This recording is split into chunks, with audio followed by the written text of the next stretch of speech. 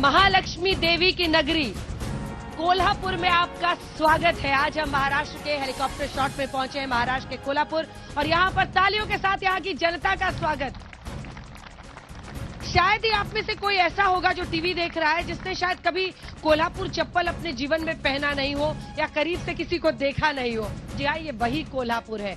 मान्यता ये है कि माना जाता है महालक्ष्मी देवी जी ने एक कोल्हासुर नाम के राक्षस का वध किया था, उसकी वजह से ये नाम, ये किंवदंतियां हैं यहाँ की। लेकिन इसी के साथ कोल्हापुर की एक अलग पहचान है, कैसे ये केंद्र है उद्योग का, पूरे देश में विश्व में कोल्हापुर की पहचान है। आज इन सब पर चर्चा करेंगे, लेकिन जनता सवाल पूछे उससे पहले जल्दी से आपको दिखा देते हैं अपनी एक ग्राउंड रिपोर्ट।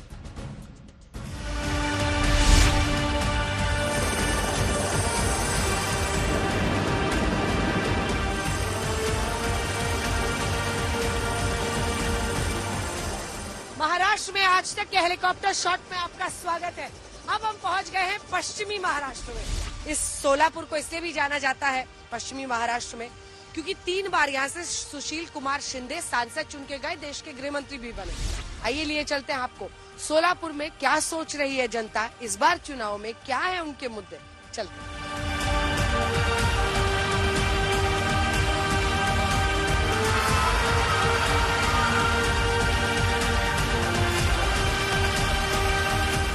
भाजपा। सिर्फ मोदी जी यहाँ पे आके लाडली बहन बोल बोल के सब लोगों को उल्लू बना रहे हैं। अभी 10 साल से हमारे जो विजय कुमार देशमुख एमएलए इधर, उन्होंने सब काम किया है। अभी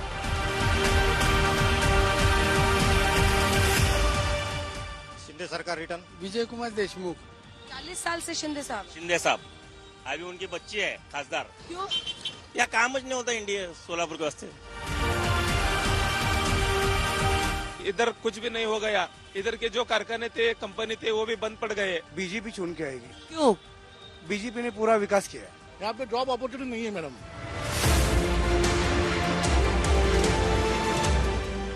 सोलापुर में ये भी एक अजीब दुकान है।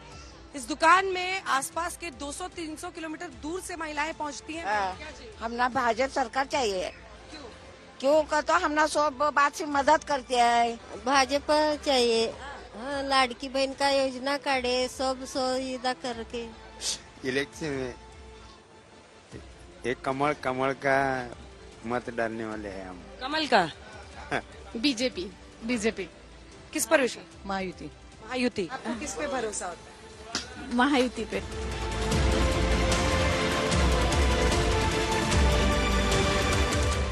मेरे ख्याल से यहाँ पे पार्किंग का एक इशू है। अभी यहाँ पे जो सोलापुर में बहुत बेरोजगारी बहुत है।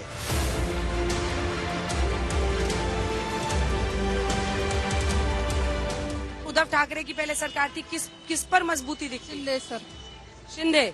हमें तो पार्टियों में ही कंफ्यूजन है। ये पश्चिमी महाराष्ट्र की 70 सीटों में से बड़ी सीट है, 11 विधानसभा सीटें हैं।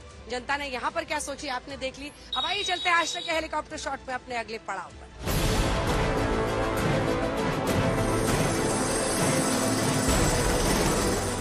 आज तक के हेलीकॉप्टर शॉट में आपका स्वागत है। अब हम पहुंच गए हैं पश्चिमी महाराष्ट्र के सांगली जिले में। आइए चलते हैं सांगली की जनता के बीच ये जानने वो क्या सोच रहे हैं चुनाव।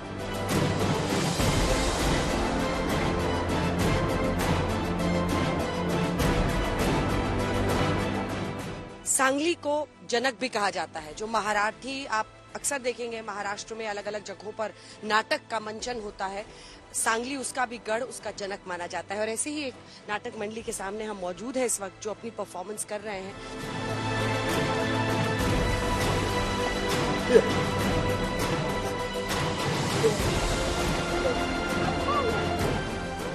जी, हम 1960 से काम कर रहे हैं। यहाँ जो भी होता है कैंडिडेट देख के इलेक्शन होता है।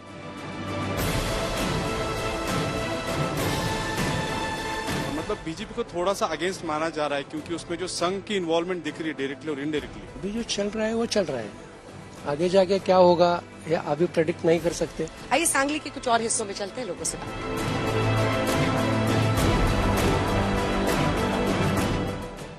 अब हम पहुंच गए सांगली में शेतकारी सहकारी चीनी कारखाने में। नहीं, हम तो जरांगे पाटिल को मानते हैं। मराठा आंदोलन। कितनी कमाई होती है? 1 लाख रुपए। ₹1 लाख 4 महीने में? हाँ, 4 महीने। हम तो भाजपा थे। कौन? भाजपा बीजेपी पे काम वगैरह बाकी सोचना पड़ेगा, हिंदुत्व का बारे में भी सोचना पड़ेगा मैडम। ये देखिए तो पैसा भी हम कभी भी कमा सकते हैं मैडम, लेकिन हम जिंदा रहना चाहिए। मिल रहा है, कमाई हो रही है, उससे खुश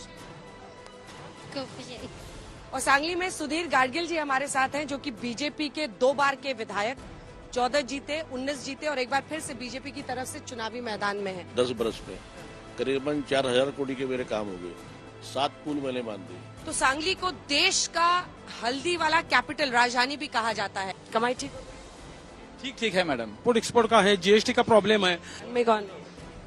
भाजपा काम ठीक चल रहा है? हाँ चल रहा है। कहाँ ले जा रहे हैं बाबा? क्योंकि इसमें मूंगफली है, मूंगफली के दाने हैं इसमें। पूरा इलाका, चाहे हल्दी हो, मूंगफली हो, मिर्च, आपने देखा, इन सब के लिए, गन्ने के लिए मशहूर है। किसान काफी हद तक तय करते हैं कि कौन सी पार्टी जीतेगी, नहीं जीतेगी। इसी के साथ सांगली से हमारी ग्राउंड रिपोर्ट में इतना ही।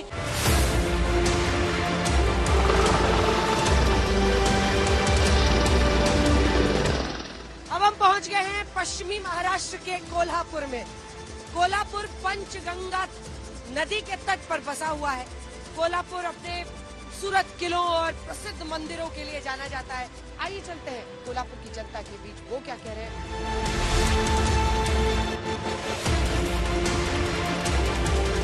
पार्टी तो चुनेंगे लेकिन भरोसा नहीं है किसी को, यानी सब पैसे का खेल हो गए ऐसे। हमको तो लगता है सही है। सही लगता है शिंदे? सही है। तब महाविकास आघाड़ी डेवलपमेंट जो पिछली बार था, इस टाइम तो थोड़ा हमको अलग देखा है, बेटर लग रहा है।